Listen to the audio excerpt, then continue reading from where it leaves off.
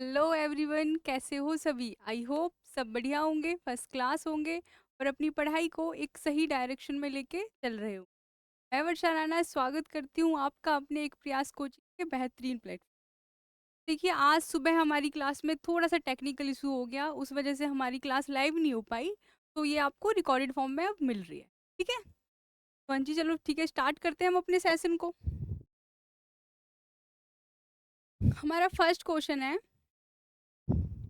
Who has become the first Indian brand ambassador for dreamy technology. Dreamy technology की पहली भारतीय brand ambassador कौन बनी है? ऑप्शन है हमारे, दीपिका पादुकोण, आलिया भट्ट, कीर्ति सैनन एंड कैटरीना कैफ। हाँ जी, देखो इसका आंसर होगा हमारा कीर्ति सैनन। ठीक है, ये किसकी ब्रांड एम्बेसडर बनी है? ड्रीमी टेक्नोलॉजी की। अब देखो बात करते हैं कि ड्रीमी टेक्नोलॉजी क्या है।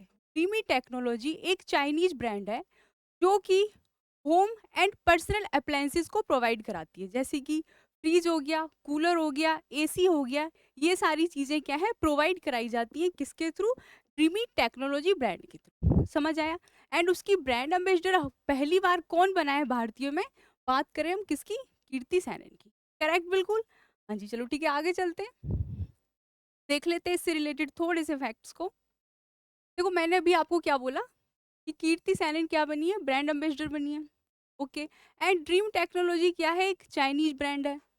ठीक है, अब देखो ये क्या है, पहली बार, मतलब इस ब्रांड की क्या है, पहली भारतीय ब्रांड एम्बेसडर बनी है, जैसा मैंने अभी आपको बताया। ठीक है, अब देखो ये तो होगी हमारी किसकी? ड्रीमी टेक्नोलॉजी की बात। अभी देखो हाल फिलहाल में काफी सारी ब्रांड है जिनके ब्रांड एम्बेसडर बनाए गए हैं, है ना। तो अब थोड़ा सा हम उन पे फोकस कर लेते हैं, क्योंकि जरूरी नहीं है कि वही क्वेश्चन आए, उससे रिलेटेड जो भी क्वेश्चन हो सकते हैं हमारा ध्यान उस पर भी होना चाहिए। ठीक है, तो अब देखते हैं इस चीज को। तो अब बात करें हम किसकी, क्वेश्चन है हमारा क्या, अनन्या पांडे किसकी बनी है? चैनल फर्स्ट की। ठीक है, चैनल है उसकी क्या है, ब्रांड एम्बेसडर बनी है, एक ब्रांड है। एंड हम बात करें किसकी, कंपनी है कौन सी? Thomas Cook. ये क्वेश्चन मैंने आपको कराया था कि थॉमस कुक जो कंपनी है उसके ब्रांड एम्बेसडर कौन है? वो कार्तिक आर्यन। ठीक है, ये चीज हमने पढ़ी थी। करेक्ट, बिल्कुल। एंड आगे बात करें हम, L and T finance and Skechers, इसके कौन है? जसप्रीत बुमराह। मैं ये चीजें आपको एक क्लास में और बता चुकी हूँ, समझ रहे हो इस चीज को? ये बातें क्या है, हम एक क्लास में और सीख चुके हैं। तो इसके कौन बने हैं? जसप्रीत बुमराह। एंड साइना नेहवाल देखो किसकी बनी है? नेरिका ब्रांड है, उसकी ब्रांड एम्बेसडर है। एंड लेविस जो ब्रांड है उसके कौन है? दिलजीत दोसांझ।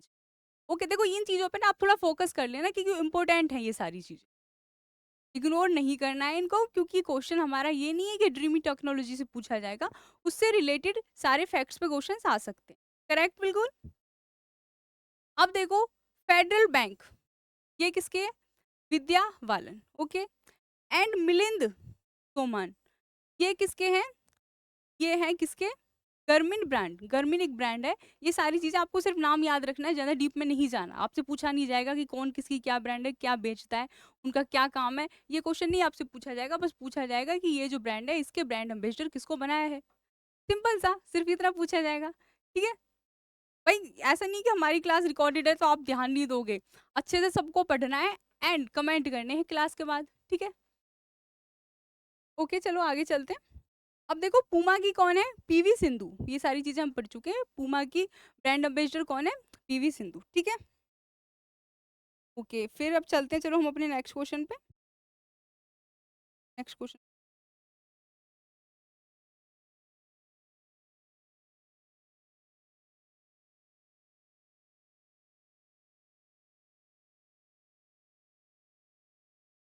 हाँ जी, ठीक है।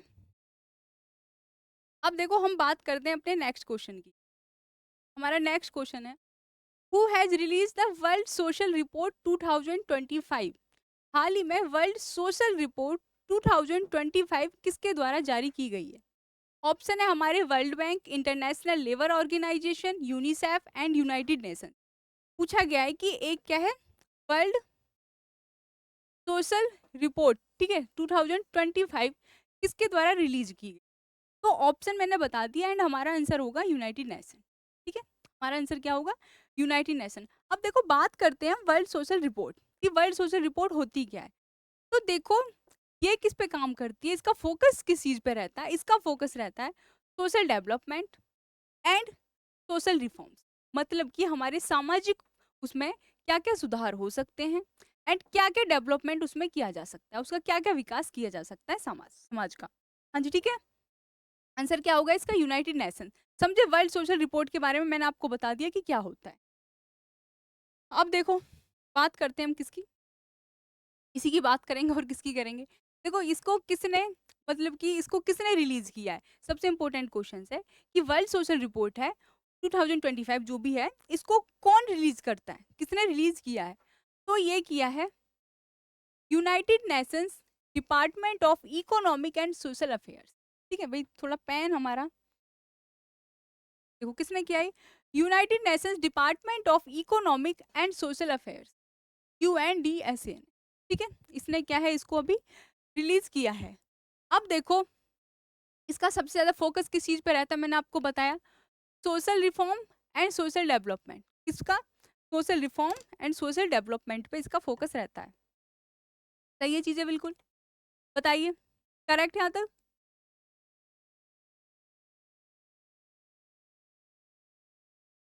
किसी को कोई प्रॉब्लम तो नहीं है ना। हाँ जी बताइए, बोलिए, सब ठीक है।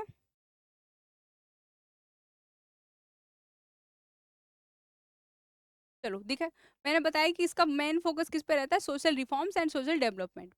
अब देखो बात करते हैं हम डेटा की। इसमें डेटा कलेक्ट किया जाता है कि क्या क्या हमारे सामाजिक सुधार हुए हैं, क्या क्या उनमें चेंजेस आए हैं, इन सब चीज़ों पे क्या क्या उसका विकास हुआ है, इन सब चीज़ों पे थोड़ा सा डेटा देख लेते हैं। इससे रिलेटेड क्वेश्चंस वैसे आपसे नहीं पूछे जाएंगे, लेकिन फिर भी हमारा काम क्या है कि उस पर हम थोड़ा सा ध्यान दें, है ना। चलो देखते हैं।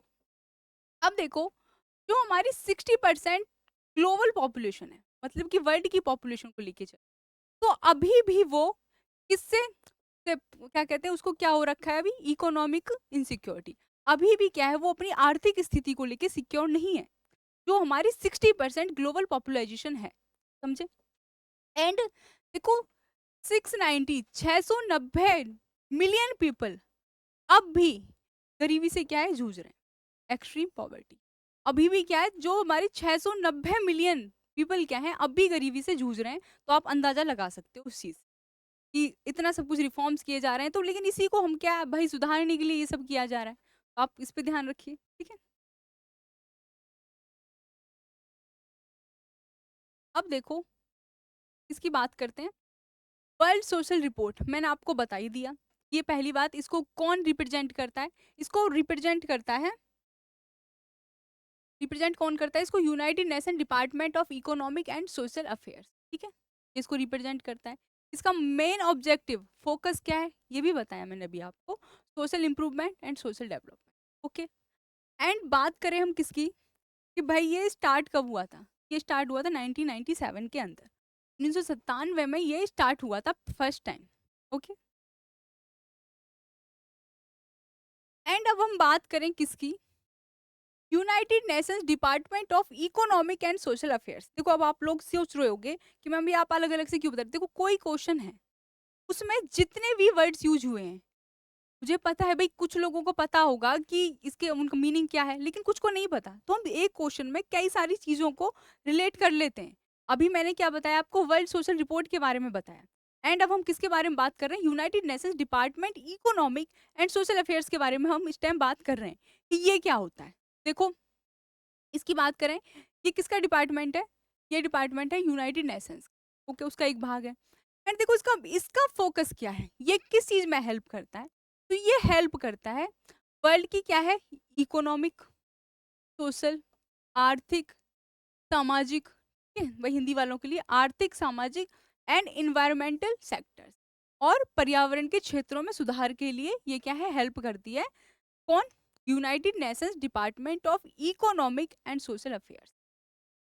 क्लियर यहाँ तक, बताइए चीजें, सही है सब। बोलिए,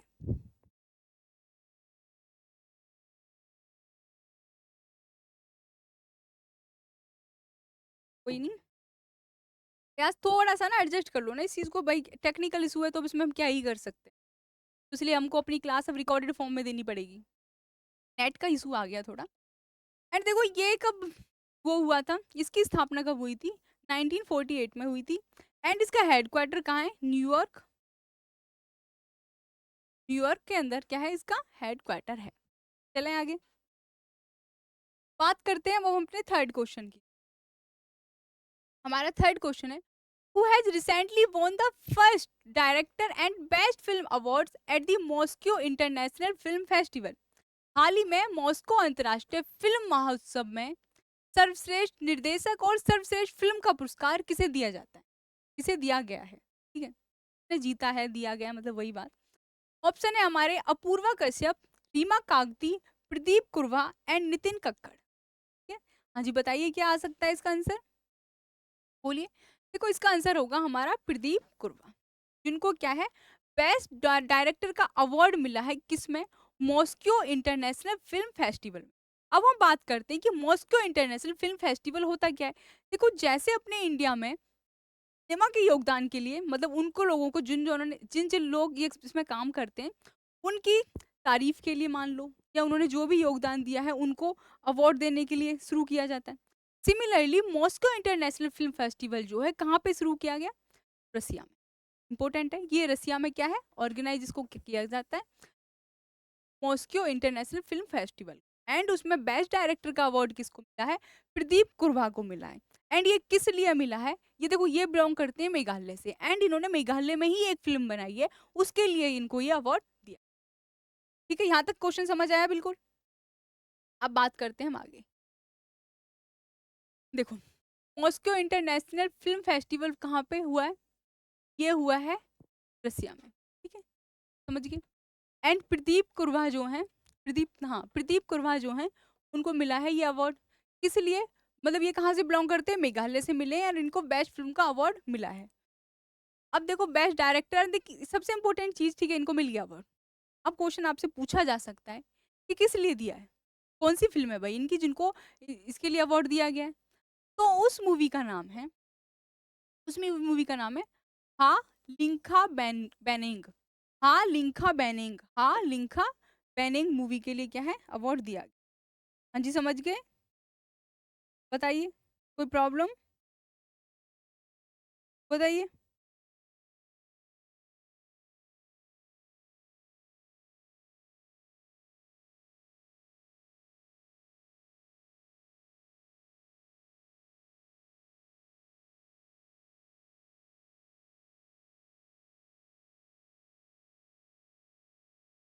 समझ गए यहाँ तक चीजें क्लियर बिल्कुल?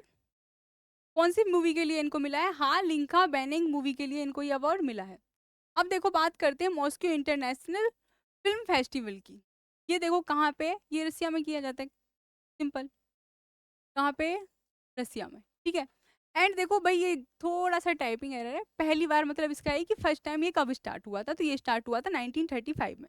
कब स्टार्ट हुआ था? 1935 में ये स्टार्ट हुआ था, करेक्ट बिल्कुल। एंड देखो इसको ऑर्गेनाइज को किसने किया है? ऑर्गेनाइज किसके थ्रू किया जाता है? Russian ministry of culture. किसके through? Russian ministry of culture. समझ गए? ठीक है, आगे चलते हैं। एंड हमारा फोर्थ क्वेश्चन है, which country has honoured All We Imagine As Light? ठीक है, director Payal Kapadia with the civilian honour Order of Arts and Letters. का मतलब ये है कि भाई एक डायरेक्टर हैं कौन? पायल कपाडिया। उनको एक मूवी है All We Imagine As A Light के लिए अभी civilian honour Order of Arts letter से नवाजा जाता है, नवाजा गया है मतलब।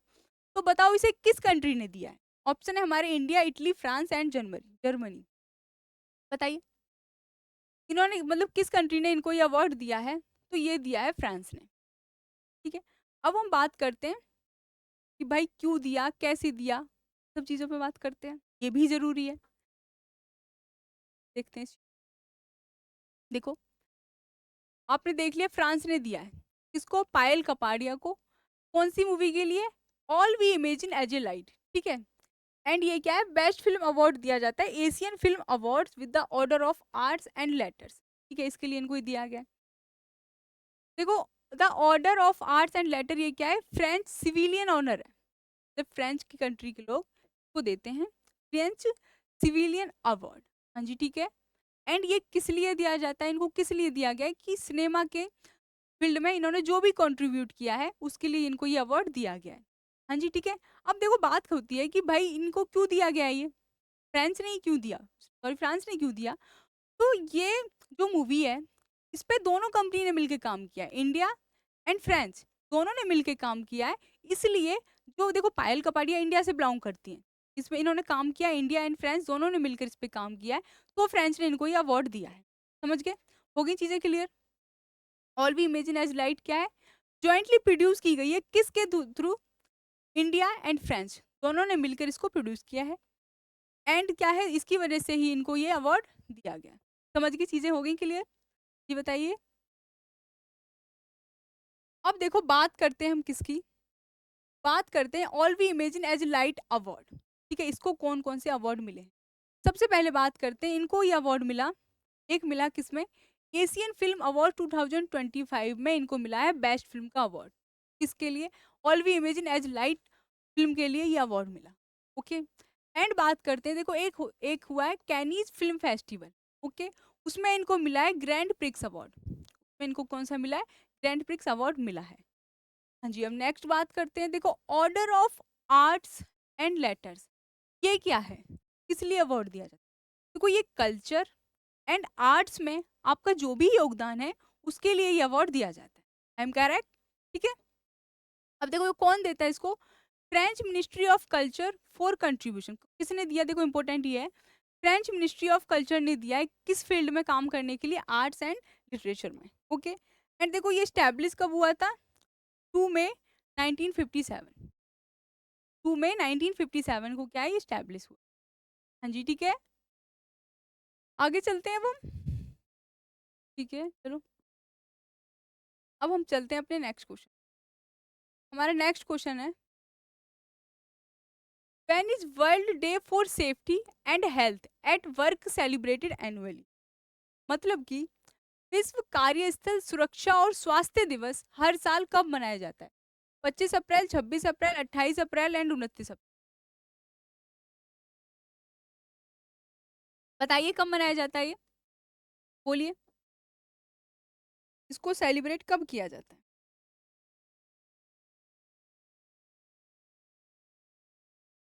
बताइए। देखो इसको ये सेलिब्रेट किया जाता है 28 अप्रैल। समझिए? कौन सा day? World day for safety and health के एट वर्क। मतलब कि देखो समझाती हूँ ये दिन क्यों सेलिब्रेट किया जाता है। भाई आप कहीं पे भी काम कर रहे हो, देन वहाँ पे क्या है, सबसे इम्पोर्टेंट आपकी सेफ्टी है। समझ गए? आपकी हेल्थ है।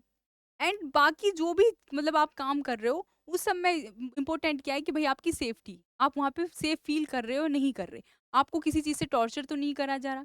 तो इसी चीज़ को क्या है, प्रमोट करने के लिए ये दिन सेलिब्रेट किया जाए। ठीक है, अब चलते हैं, देखो ये कब सेलिब्रेट किया जाता है? 28 अप्रैल को, मैंने बताया। एंड देखो इसका ऑब्जेक्टिव क्या है, किस चीज को काम करना? देखो वर्क रिलेटेड एम्प्लॉयमेंट, वो क्या होना चाहिए आपका? फ्रेंडली होना चाहिए।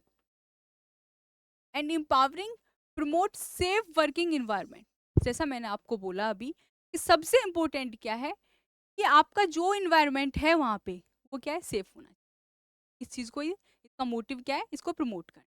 समझ गए? एंड देखो इसको स्टार्ट किया गया किसके थ्रू? इंटरनेशनल लेबर ऑर्गेनाइजेशन के थ्रू इसको स्टार्ट किया गया 2003 में। 2003 में इंटरनेशनल लेबर ऑर्गेनाइजेशन ने इसको स्टार्ट किया। समझ गए? इंपॉर्टेंट है ये, देखो चीज देख लेना, इंटरनेशनल लेबर ऑर्गेनाइजेशन। एंड देखो पहली बार ये सेलिब्रेट किया गया था कब? 28 अप्रैल 2003। 28 अप्रैल 2003 को इसको क्या पहली बार स्टार्ट किया गया। अब देखो थीम, सबसे इंपॉर्टेंट क्या है, इसका थीम है। आपको मैंने बताया हमेशा हर क्लास में ये बात बोलती हूँ कि थीम सबसे इंपॉर्टेंट होता है, तो उस पर थोड़ा ज्यादा फोकस किया कीजिए आप।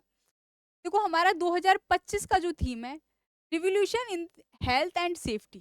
ठीक है, the role of AI and digitalisation at work.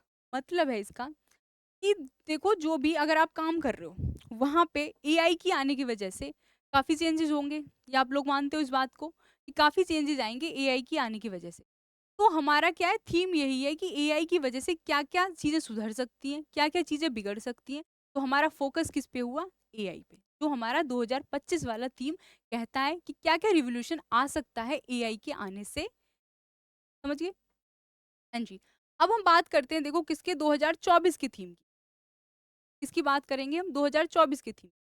हमारा 2024 का जो थीम है, सॉरी था, है नहीं था, safety and health on climate change and work place. मतलब कि आप कहीं पे भी काम कर रहे हो तो जो भी वहाँ का माहौल चेंज होगा, क्लाइमेट चेंज होगा, उसका इफेक्ट पड़ेगा उस चीज पे। जैसे 2025 में किसका दिखा रखा है, मेन फोकस किस पे है? एआई पे। एंड 2024 में किसका था? क्लाइमेट। ठीक है?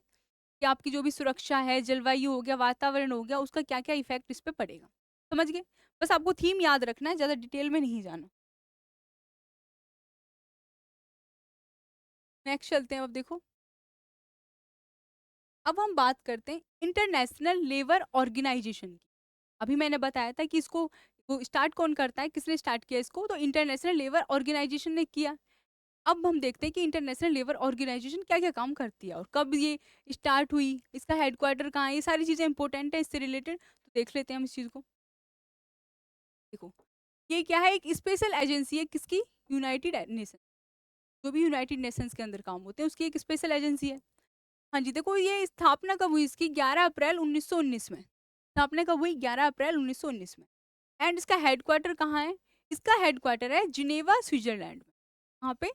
जिनेवा, स्विट्जरलैंड में इसका क्या है? हेडक्वार्टर। एंड अब हम बात करते हैं करंट डायरेक्टर कौन है इसके, इस टाइम पे करंट डायरेक्टर कौन है इंटरनेशनल लेबर ऑर्गेनाइजेशन के? तो वो है गिलबर्ट होंगवो। ठीक है, कौन है? गिलबर्ट होंगवो क्या है इसके करंट डायरेक्टर। ठीक है, मेंबर कितने हैं देखो इस टाइम? तो 187 इसमें वो भी यूनाइटेड नेशन। अब देखो इसको नोबेल प्राइज मिला है, नोबेल पीस प्राइज मिला था 1969 में। इतना नहीं जाना डीप कि भाई आपसे ये पूछ लेगा कि इंटरनेशनल लेबर ऑर्गेनाइजेशन को वो क्या अवार्ड कब मिला था, लेकिन फिर भी थोड़ा सा देख लो एक बार, बाई चांस आ भी जाए तो गलत नहीं होना चाहिए कुछ। हाँ जी, ठीक है। अब हम चलते हैं अपने नेक्स्ट क्वेश्चन पे। हमारा नेक्स्ट क्वेश्चन है, what is the full form of the newly launched digital wallet अक्षवी? अभी हाल फिलहाल में एक नया डिजिटल वॉलेट लॉन्च किया गया जिसका नाम अक्षवी है, उसकी फुल फॉर्म क्या है? ऑप्शन है आप लोगों के, आपदा कार्य विकास पहल, आपदा क्षमता विकास पहल, आपदा क्षति विवरण एंड आर्थिक क्षति विकास योजना। बताइए क्या होगा इसकी फुल फॉर्म, बताइए क्या होगी? देखो हम बात करते हैं तो इसकी फुल फॉर्म है आपदा क्षति विवरण। इसकी अक्षवी जो अभी डिजिटली लॉन्च हुआ है हाल फिलहाल में। अब देखो देखते हैं कि भाई ये है क्या, अक्षवी का क्या काम है, ये चीजें समझ लेते हैं थोड़ी। तो देखो, कहीं भी कोई भी डिजास्टर होता है, मतलब कि बाढ़ आ गई, भूकंप आ गया, आग लग गई, ये सारी चीजें अगर होती हैं, देन उसके बाद सिंपल सी बात है कि आपको नुकसान होगा, उसमें लोगों की जान भी जाएगी, सारी चीजें होती हैं। तो आपको क्या है, उसका मतलब आपको पैसे मिलें, आप उससे निकल सको इस प्रॉब्लम से, तो उसको आपको चाहिए। तो आपको क्या करना है, ये जो अक्षवी डिजिटल वॉलेट है, इसमें ये क्या प्रोवाइड कराएगा, आप जो भी घटना आपके साथ हुई है, आपको कितना जितना लॉस हुआ है, देन आप उसका प्रूफ दे दीजिए उनको। आप ऑडियो क्लिप दे सकते हो, वीडियो क्लिप दे सकते हो, जो भी आपके पास प्रूफ है वो आप उनको प्रोवाइड कीजिए। देन वो क्या करेंगे, उस घटना का जो भी हुआ है उसको सारे को एनालाइज करेंगे, क्या भाई जो आपने बताया वो सही है गलत है। अगर वो सही होता है तो देन आपको मुआवजा दिया जाएगा। अब आपको इधर-उधर भटकने की ज़रूरत नहीं है। इसलिए क्या है, डिजिटल वॉलेट उसको बोला गया है कि आपकी प्रॉब्लम को डिजिटली सॉल्व किया जा सकता है। समझ गए? समझ आया कि क्या है डिजिटल वॉलेट अक्षवी? मतलब समझे इस चीज़ का? एंड देन देख लेते हैं आगे, चलिए अब। देखो, ये डिजिटल वॉलेट अक्षवी को क्या बोला था? Disaster damage details. ठीक है? इसमें क्या है, जो भी डिजास्टर हुआ उससे रिलेटेड डिटेल्स को आप ऐड कर सकते हो। हाँ जी। अब देखो, ये क्या कहते हैं, रिकॉर्ड रख सकती है जो भी डैमेज एंड डिजास्टर आपके साथ हुआ है। तो मैंने बताया वही चीज़ है। अब देखो सबसे इंपॉर्टेंट जो मैंने बताया वो ठीक है, वो तो आप समझ गए, लेकिन इंपॉर्टेंट है कि भाई इसको बनाता कौन है, क्रिएट किसने किया है इसको, तो वो किसने किया है, सीड्स।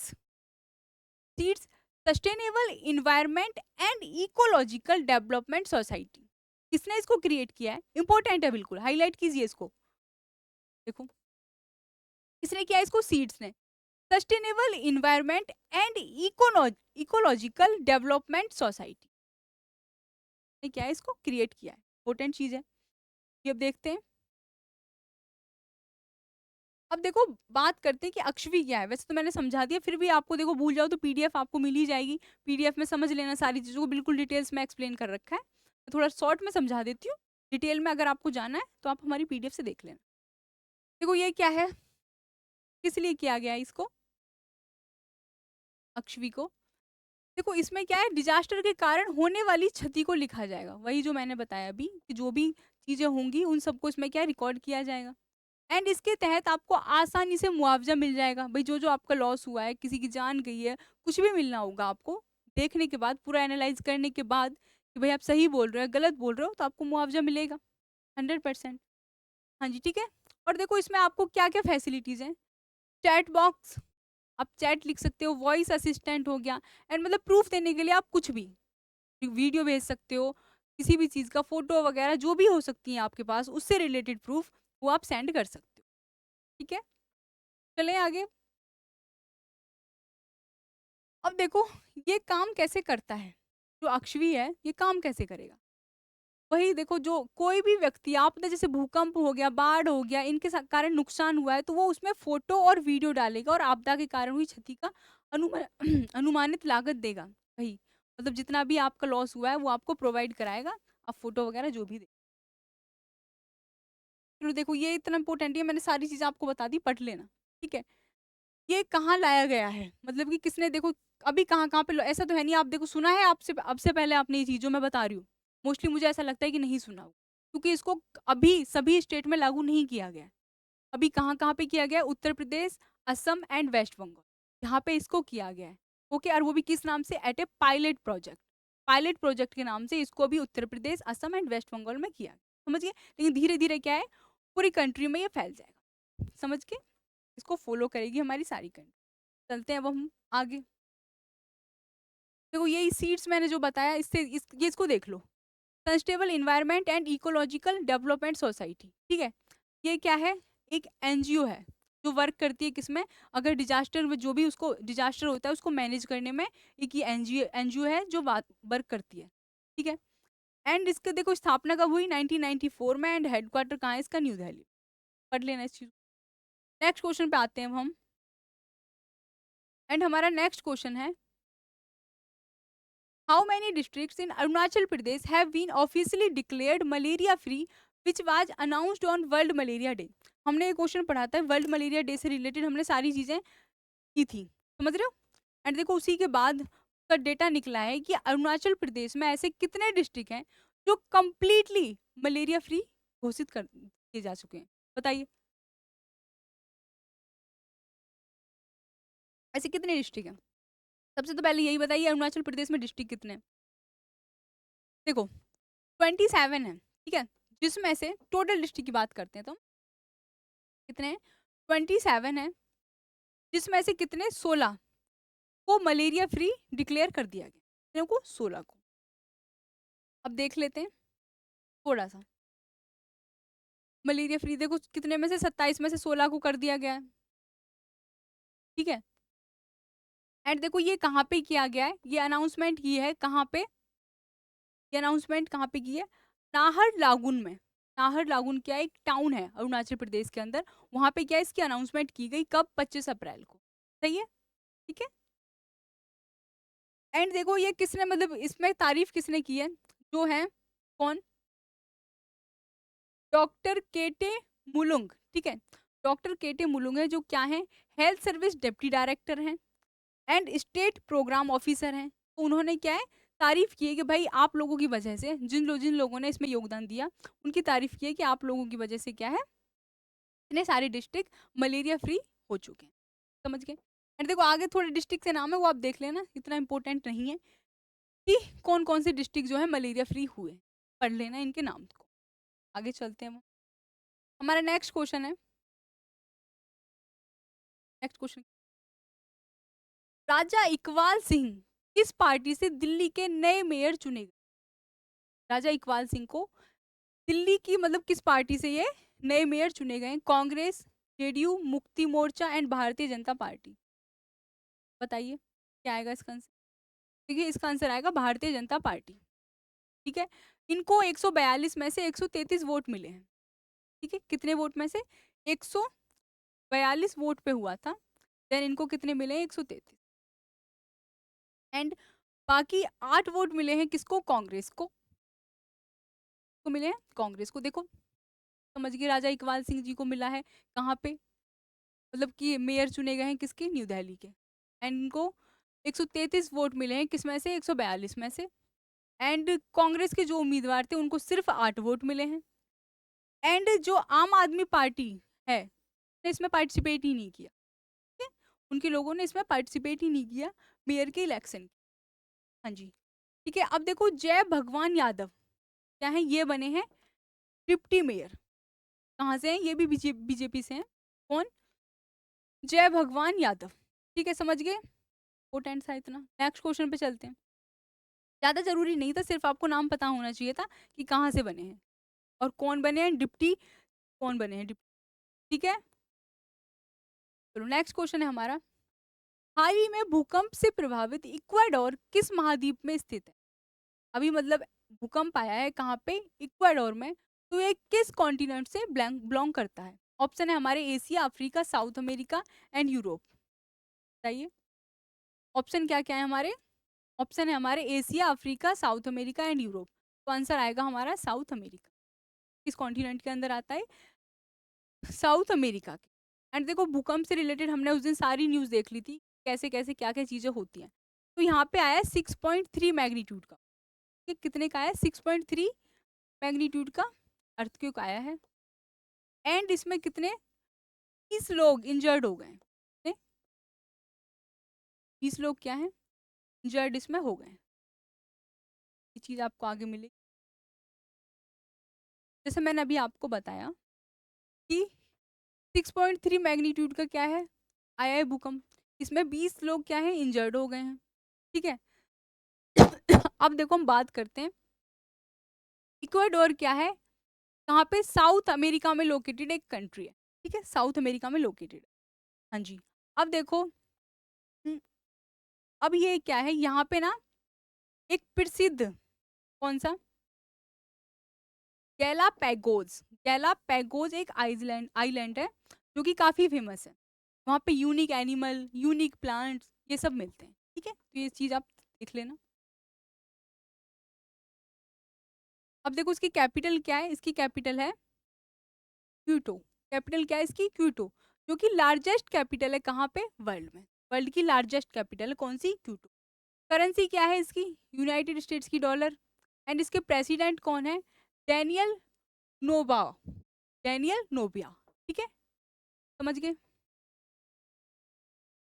अब हम करते हैं हमारे लास्ट क्वेश्चन पे चलते हैं हम जी। हमारा लास्ट क्वेश्चन है, who become the second Indian to reach 12,000 run in T20? अभी हाल फिलहाल में इंडिया का कौन सा सेकंड ऐसा बैट्समैन बना है जिसने 12,000 रन कंप्लीट किए हैं, वो भी T20?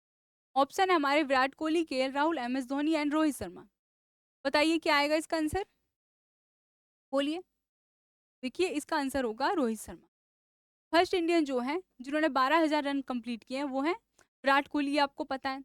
एंड सेकंड पे कौन है? अब रोहित शर्मा। ये किस टीम से बिलोंग करते हैं? तो आईपीएल की बात करते हैं तो मुंबई इंडियंस से। ठीक है, इन्होंने अभी हाल फिलहाल में 12,000 रन कंप्लीट किए हैं। क्लियर? देखो क्रिकेटर है, बता दिया मैंने। इन्होंने अभी 12,000 रन कंप्लीट किए हैं। ये कहाँ पे? मुंबई इंडियंस से बिलोंग करते हैं। एंड रोहित शर्मा क्या है? 8वें प्लेयर हैं ऐसे जिन्होंने 12,000 रन बनाए। देखो इंडिया की बात करें तो दूसरे हैं, पहले विराट कोहली देन दूसरे रोहित शर्मा। लेकिन अगर हम वर्ल्ड में बात करते हैं तो ये 8वें नंबर के प्लेयर। ठीक है, वो भी T20 में। जब देख लेते हैं एक बार, देखो आप लिस्ट देख लो, ये सारी लिस्ट है, इसको आप पढ़ लेना कि कौन फर्स्ट पे, कौन सेकंड पे एंड कौन थर्ड पे। ठीक है, क्लियर बिल्कुल यहाँ तक? अब देखो, अब हम चलते हैं अपने रिवीजन वाले क्वेश्चंस पे, क्योंकि हमारा रिवीजन है काफ़ी इम्पोर्टेंट है। तो हमारे कल के क्वेश्चंस थे वो इम्पोर्टेंट है, एंड जो कल की तरह जो हमारा देखो, कल हमारे काफ़ी बच्चों के क्वेश्चन बिल्कुल सही आए थे। एक बार चेक करते हैं, चेक करते हैं एक बार कल किसके आंसर सही थे। देखो Ankush Sharma, I think Anjali and Moni Gujar, काफ़ी देखो काफ़ी के सही थे, जिनका आंसर आया था मणिपुर, तो उनका आंसर बिल्कुल ठीक है। हाँ जी, देखो ऐसे ही हम आज एक और क्वेश्चन देखे जाएँगे, उससे पहले लेकिन हम कल के क्वेश्चंस का रिवीजन करते हैं, जल्दी से। अभी देखो क्लास बेशक हमारी रिकॉर्डेड चल रही है, लेकिन कमेंट आपको करने हैं, साथ के साथ, ठीक है? कोई प्रॉब्लम नहीं है, कमेंट आपको करने ही हैं। हाँ जी, देखो पहला क्वेश्चन है हमारा, who inaugurated the 6th edition of India Steel 2025 being held in Mumbai and Maharashtra? Mumbai Maharashtra में आयोजित इंडिया स्टील 2025 के छठे संस्करण का उद्घाटन किसने किया? ऑप्शन है हमारे निर्मला सीतारमन, नितिन गडकरी, नरेंद्र मोदी एंड अमित शाह। देखो इसका आंसर हमने कल किया था, तो किसने किया है? नरेंद्र मोदी ने। वो भी कब? 24 अप्रैल को, एंड ये कैसे किया था? वर्चुअली, तो वहां पे ये उपलब्ध नहीं थे, कॉन्फ्रेंस के थ्रू इन्होंने किया। देन बात करते हैं हम अपने नेक्स्ट क्वेश्चन की। नेक्स्ट क्वेश्चन है हमारा, which state government has launched the Resham Sakhi Yojana to economically empower rural women? मतलब कि किस राज्य सरकार ने ग्रामीण महिलाओं को आर्थिक रूप से सशक्त बनाने के लिए रेशम सखी योजना शुरू की है? ऑप्शन है आपके मध्य प्रदेश, पंजाब, हरियाणा एंड उत्तर प्रदेश। बताइए किस स्टेट ने ये की है? तो आपका जवाब आना चाहिए, ठीक है? नेक्स्ट क्वेश्चन की बात करते हैं हम। नेक्स्ट क्वेश्चन है हमारा, International Delegates Day 2025 is celebrated on which date?